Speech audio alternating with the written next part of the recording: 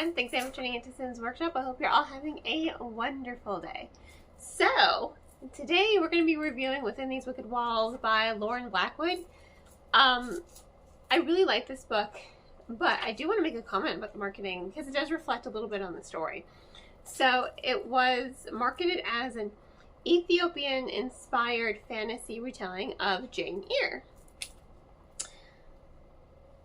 I love Jane Eyre. I really do. It is one of my favorites. Wuthering Heights is by far my favorite. But I do love Jane Eyre. I don't think that was quite the marketing ploy the publisher should have done with this book. Outside of the main character, you know, his name being Mr. Rochester. And they don't even use that. Once she learns his name is Magnus, you know, she just calls him Magnus. That's it. I forgot that he was Mr. Rochester while I was reading the story.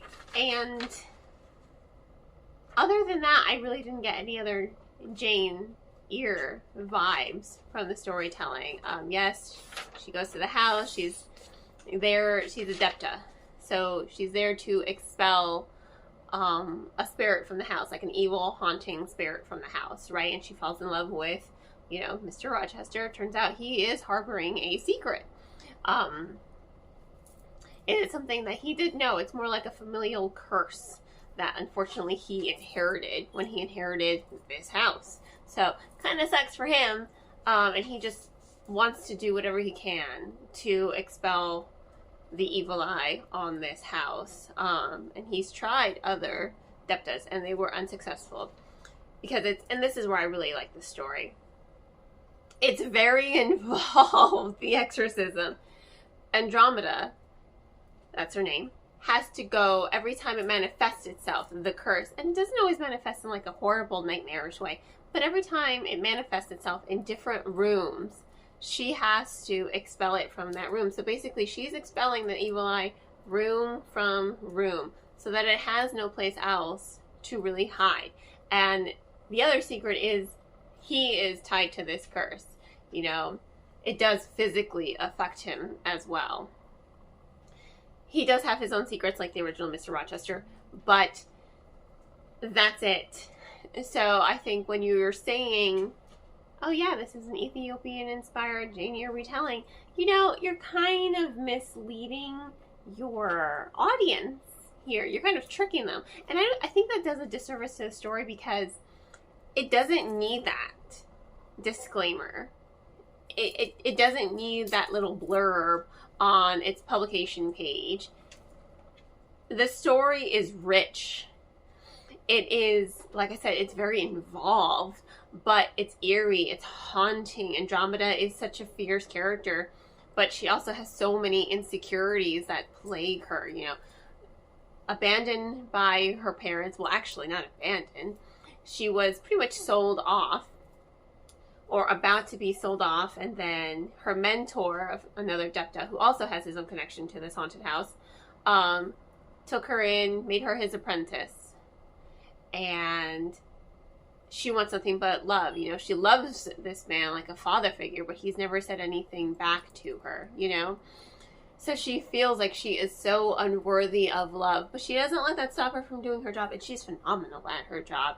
She faces each haunting, and some of them are really horrific. Some of them are quite like, holy crap, that's scary. She faces them, and she faces the costs that go with it in such a profoundly like head held high kind of way. She is an empathetic character. She is someone that you root for. And even that romance that developed between Magnus and Andromeda, it's so heartwarming. Like at first he's like not really, he acts like he's not impressed with her, but he fell first in this respect. If you like that trope, he definitely fell first. But again, because of the curse, he also is like her. He feels so undeserving of her. He feels like he is not good enough for her, just like she feels like she's not good enough for him. So you have these two people who feel like they're not good enough for each other. It's just like, What are you talking about?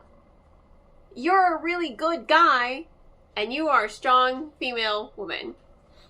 You guys balance each other out perfectly. And they do. They really do balance each other out, and they lift each other up, especially when their own insecurities, like, want to tear them apart. And that's what I really thought was really rich and engaging with this novel. You know, you really become invested in the characters and their relationship. And that's another reason why I think, like, saying it's a Jane Eyre inspired retelling kind of deters from that. Because you're kind of... if you go into the book expecting it to be a Jane Eyre retelling because it's going to be your favorite, then I feel like you are going to be disappointed. You know? Because I am a Jane Eyre fan, as I've said. I do love Jane Eyre. And thankfully, because this book has been sitting on my TBR for like a while, I just picked up the book and I'm just like, let me just read it, right? Totally forgot what it was about. And then midway when I was reading it, I was just like, let me refresh myself on the plot. So I went Goodreads, read the blurb, I'm like, Jane Eyre inspired, like what? Maybe that's how it started for the author. But man, Blackwood gave this story its own uniqueness and its own life that it doesn't need that disclaimer at all in order to propel readers into reading it. I mean, like, it is enthralling, it is eerie, it is haunting, it is atmospheric, it has that kind of gothic vibe to it. Because you have this house in the middle of nowhere, and it's kind of like it's on the moor, so I got a little Wuthering Heights vibes there once I read that disclaimer. But I think the story doesn't need that at all, because the story is very solid on its own, you know. Especially that snowball scene. Like I said, one of the hauntings it's like a hallway, and it starts snowing in the hallway. Magnus and her have this cute little snowball fight, and it's adorable. And I'm just like, this is the moment, like, for you two. Like, I love you guys. You know, it's emotional. You know, it makes you invested in the characters, and it makes you invested in the story. It doesn't need that. It doesn't need that at all. So don't go into this. I know what it says. Don't go into it expecting the book is going to be a Jane Eyre retelling, because I promise you, you'll enjoy it infinitely more without trying to look for all of those. In fact, I totally forgot about it.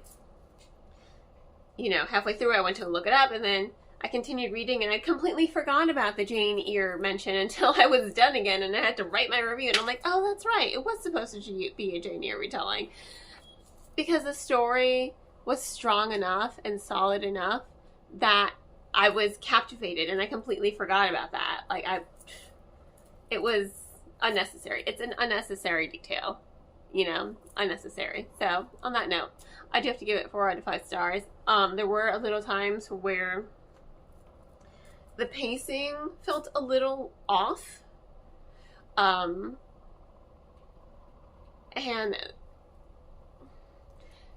there were just some moments where the pacing felt a little off, and I think I would have liked it to be a little bit smoother. But overall, the story was so well done and enriching that, I mean, Blackwood, I'm reading The Dangerous Ones by Blackwood right now, and Blackwood's a phenomenal writer. I can honestly say that. They are phenomenal at making really good characters, and putting together an amazing romance. Again, that snowball scene. Trust me, when you get to the snowball scene, you're going to be like, aw, this is wholesome, even though you guys are in a haunted house and the snow is haunted.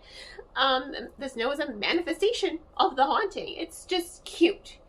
It's a cute, wholesome moment in an otherwise gothic, eerie, haunting book, you know? And that's what it means. Like, it stuck with me. I read this book 6 months ago, and it stuck with me. So, yeah, 4 to 5 stars. If you want to purchase it, I will, of course, include links in the description below on where you can purchase the book. And on that note, please don't forget to like, subscribe, and share with all your book-loving friends. I hope you all have a wonderful rest of your day, and as always, happy reading.